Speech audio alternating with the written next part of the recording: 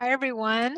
I'm super excited because I am talking with Charles Michael Beaver, who goes by Mike. Hi, Mike. Whoops, I got you right in the middle of a drink. Okay. Good evening. Good evening, Sharon. Hello, Thank you hello. for Thanks for being having me here. on your show. Thank you for having me on the show. Of course, of course. And so, Mike seems to be quite the expert at a lot of things that is in my world, the woo-woo world, the strange and esoteric. So let me just recap real quick from his website what he has to offer the world. Okay, so Charles Michael Beaver is a hypnotherapist, an information technology engineer, stuntman, martial art artist, and videographer. I tried to say videographer, amateur ufology researcher and enthusiast, contactee, and author. So you have written a book, and I can't wait to talk about that too. I've had, I don't know, 6 or 8, 10 encounters with craft, um, probably close to a dozen. And 3 or 4 of those were close encounters. And the first one happened on October 3rd, 1980. It was um, exactly 11 o'clock at night. I was sitting in my mother's driveway. I'd just gotten home. Um, and Uh, I was sitting in my Pontiac Le Mans. Both windows were rolled down, and I was just sitting there, and I was thinking of committing suicide. And I, um, I saw the craft in the middle of my head, and all I saw was a ring of 8 equidistant lights on a basically surrounding a black hole. And uh, the craft itself had no surface. And in my head, when I saw it in my head, I actually visually saw it in the middle of my head, which I've only visualized something one time in my whole life. Colors, I visualized some colors one time, but I've never been able to visualize for any reason. So seeing something in the middle of my head was very unusual for me because it's pretty much impossible for me to visualize no matter what I do. I've been in trance hundreds of times, but I've never been regressed and I've never visualized anything. So when I saw it, it was just visible for just a second. And I didn't recognize it as a UFO or alien craft or anything of that nature. All I recognized it as was the ring of lights because that's all I was seeing. And so it came on just for like maybe not even a quarter of a second, maybe half of that, half of a quarter of a second, whatever that is. And it came on just long enough to see movement from left to right. And then it disappeared. And I was like, what was that? And then it came on again, just long enough to see it move from left to right. And then it disappeared. It did that 3 or 4 times. So I'm thinking, what is that? Or what was that? And I think about it for a few seconds, maybe 20 seconds, 30 seconds, and then I kind of blow it off and go back to thinking about committing suicide. Now, honestly, I think they arrived because I was ready to leave the planet, but I wasn't thinking about aliens. I was thinking about committing suicide, but I was ready to leave. But I don't think I would have actually committed suicide. I was just way below the state of depression. And I sat in my car for, I don't know how long, but I didn't have any energy to move. It was like I was frozen, but it wasn't because of anything external. I just didn't have the energy to move. So eventually I opened the door and I looked up, and what I saw in my head is sitting there in front of me, and it's hovering in the sky, turning from left to right, and I'm seeing it from the side. So I see 3 lights then 4, then 3, then 4, and it goes back and forth depending on the position of the ring. And the first thing that came to my mind was, you're not real. This is a hallucination. This isn't real. I assumed I was hallucinating. So I figured if I looked away long enough and then looked back, it'd be gone. So I turned around, rolled up my car door, locked it, got on my knees on the seat, inched over to the other door, far door, rolled up that window, locked that door, inched back about, to almost where I'm getting out of the car, and I looked over at the dashboard, and the time said 11:00. There was a digital readout, so it was October 3rd, 1980, exactly 11 p.m. I got out of the car, backed up, shut the door, turned around, expected to be gone, looked up, it's still sitting there. Mhm. So, so I said, "Oh, you're real. You're not a hallucination." Uh, and I said to it, "Well, what do you want? What do you want to do? Uh, and or why are you here?" Or something like that. And it dropped it very slowly. First of all, it was turning very slowly, but it was vibrating like a piece on a lathe that was off center. But it wasn't leaving any trail, that didn't make any sense. So anyway, it very slowly dropped about 2 degrees and then stopped and still turning.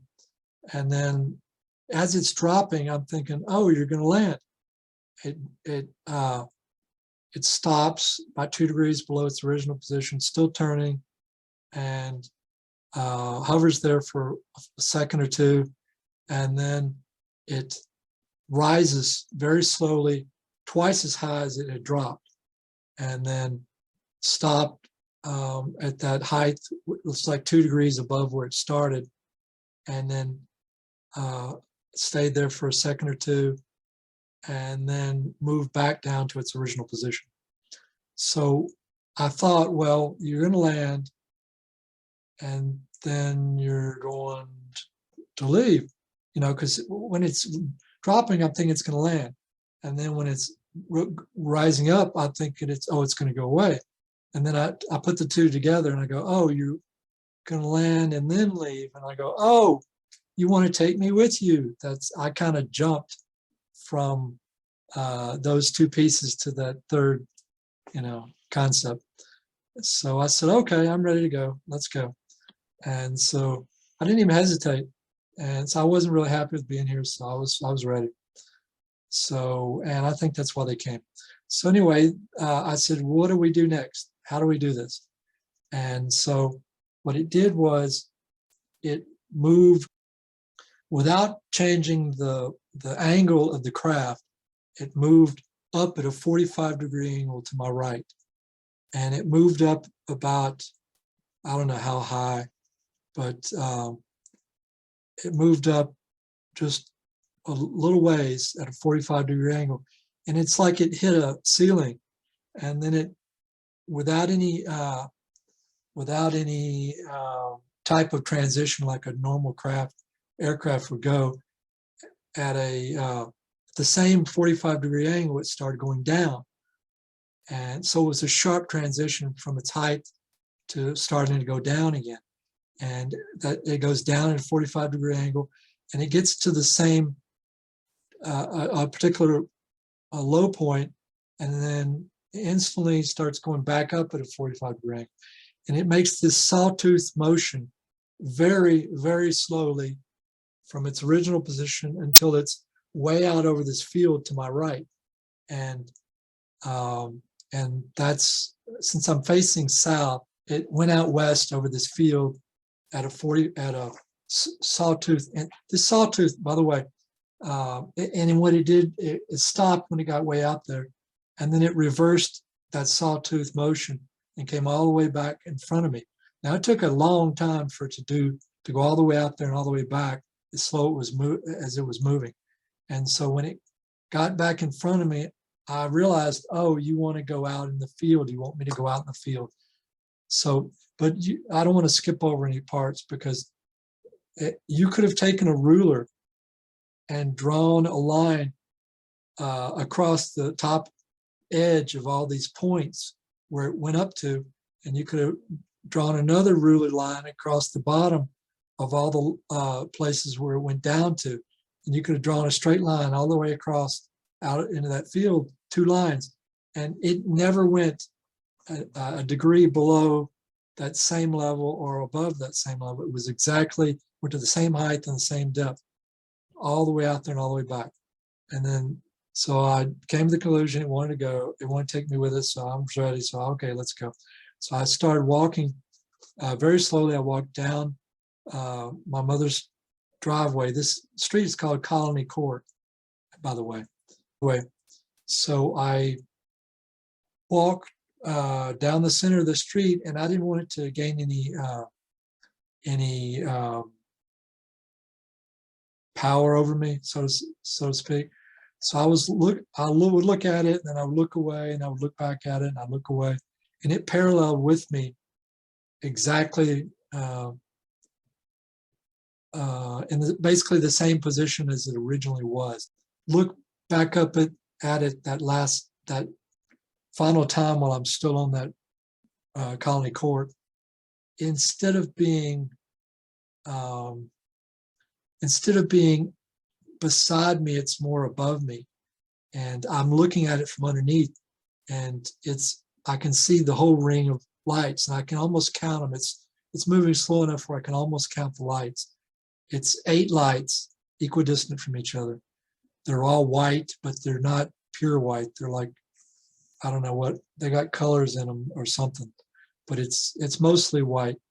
And at that point, it stopped its movement, and I stopped my movement. I looked over at it, and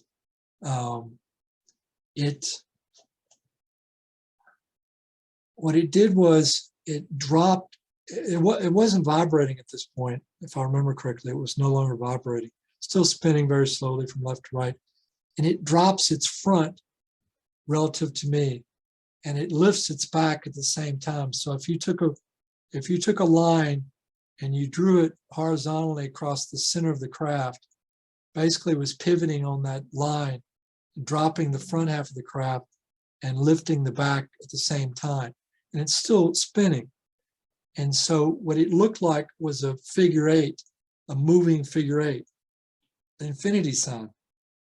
And so when I looked at that, I thought, well, maybe that's where the Egyptians got their infinity sign from. And so it reverses that motion and lifts up the front, dropping the back, and then it reverses again and drops the front, lifts the back, and then it starts slow. After 2 or 3 times of doing this, it starts slowing down, and it lifts a little past the center, and then drops a little, a little more, going the other way. And it goes back and forth 3 or 4 times until it goes back to where it's level. And at that point, I continue walking, and it continues following me, paralleling me. And basically, I said to it in my mind, I said, I'll be happy to leave with you, but I want you to come down here and land here when we go, because I want somebody to be able to see us when we go. Maybe somebody will see us, and then there'll be some proof that that the aliens are real. So what I heard coming back from them, I didn't hear any special voices. It was like it was using my thought patterns in my brain. Mm-hmm. It's basically like I was talking to myself, and it said, well, they're not ready yet. And I said, well, if they're not ready yet, maybe I'm not ready yet.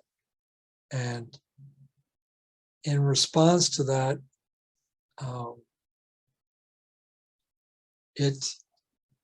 one of the lights comes past, and remember, there's no this thing is absorbing 100% of the light hitting it. There's no noticeable surface. It looks like a black hole, and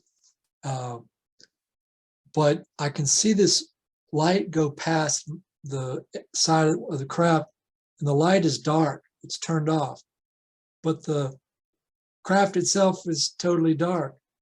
So that's another thing that doesn't make any sense with the sighting, is that how can you see a turned off light sitting on a black surface that's absorbing all of its light? It doesn't make any sense, but that's what I saw. So it made it a full rotation, came around, that same light was there, or the same dark point was there where the light had been. It comes past me, and behind it there's a second light turned off. Makes a full rotation, 3 turned off lights. Makes a full rotation, there's 4 turned off lights. Makes another rotation, there's 5 turned off lights. Makes another rotation, there's 6 turned off lights. Makes another rotation, there's 7 turned off lights. Makes another rotation, and when the 8th light turns off, that craft is gone. It's no longer sitting there. It's either cloaked, it either cloaks in, as the 8th light turns off, it either instantly cloaks, or maybe it took off so fast my eye couldn't follow it, but I saw no movement at the end, not even the tiniest movement. And so when it's no longer there, there are 3 equidistant lights, or not lights, but 3 equidistant stars that were sitting behind it, and they were not visible while it was there, but when it disappears, they're visible because they were behind it. And so I have no idea what stars they were, but anyway, I looked around at the star field at that point, and did you ever watch the original Star Trek series? Yes. Okay. Do you remember the episode where the 2 guys, they're both half black and half white, but they're one is black on one side and one Yeah, is with the line, yeah, they're right, not biracial, but they have they're black and white on each side of and them. they're Yeah, black on the opposite side and white on the opposite right, side. They're not the same as each other. They're right. opposite, right? Yeah. And they're fighting each other, and then when they're fighting, whenever they go to grab each other and they're fighting, what you see is the universe is switching with another universe. It's like all the stars in the sky go black and another set of stars come on in their place. And the universe, these 2 universes are, it's like one represents one universe and the other one represents the other universe. And they're fighting for control. And these 2 Okay. universes are swapping. Well, if you took that concept and you squeezed it down to the size of a quarter, and that night there were more stars out than I've ever seen in my whole life, before or since. And within the space of a quarter, or maybe a silver dollar, all of the stars within that space of a quarter or a silver dollar, all of the stars in that space would go off, would turn off at the same time. And a different set of stars would come on within that space. It's like 2 sets of stars were swapping with each other, just like in that Star Trek episode, but it was only happening within the space of a quarter. Now, okay, so if you take that same quarter of space and you duplicate it as far as the eye can see in every direction, to where you've got the same phenomena happening as far as you can see in every direction, but every set of stars is turning off independently of every other set. Okay, and the other stars within that same space are coming on, and they're swapping, but they're only swapping within each space of quarters of that amount of space, and independently of all the other stars. I see. Like a You know what I'm saying? quadrant of the sky Yeah, or something. if you Okay. took a circle, Right. took a silver dollar or maybe even a quarter, and stuck it out in front of you, Hmm. there would be like 10 to 20 stars within that space. Those 20 stars would go off simultaneously, and a different set within that same space would come on and take their place, and they go back and forth. But this was happening independently across the sky as far as I could see in every direction. And you So had you all the, had that awareness that that was happening.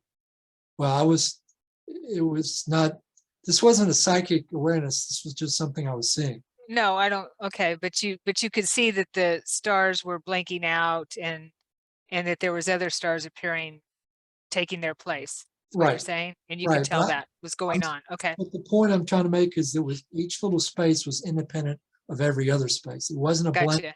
The whole universe was switching with another one. Wasn't the whole sky. Okay, Well, it was happening in the whole across the whole sky, but every single quarter or silver dollar worth of space, the phenomena was happening independently within that space okay, of all the other spaces. Okay. okay, gotcha. So it was kind of making me dizzy a little bit, and Sure. so I closed my eyes and I went down on my knees. I was kind of feeling a little dizzy seeing this phenomena. So I was on my knees, with my eyes closed, and then I opened my eyes and I stood back up and I looked around. It was still happening, right? As far as I can see in every direction, this is happening. And it wasn't happening while the craft was there either. So, because I was watching the other stars the whole time or most of the time I was walking with the craft, I was looking at the stars and they weren't doing anything special. And so I immediately I walk back directly to my mother's house, look back up, look around, all the stars are back to normal. I walk past my car, go inside, and so I go upstairs and I go in and wake my mother up and tell her that I've seen a UFO. She thinks I'm crazy or temporarily insane or something. I'm not sure what was going through her head. But anyway, she goes back to sleep. I I come out of her room, close her door. She goes back to sleep, and I go in my room and go on with my day or night. And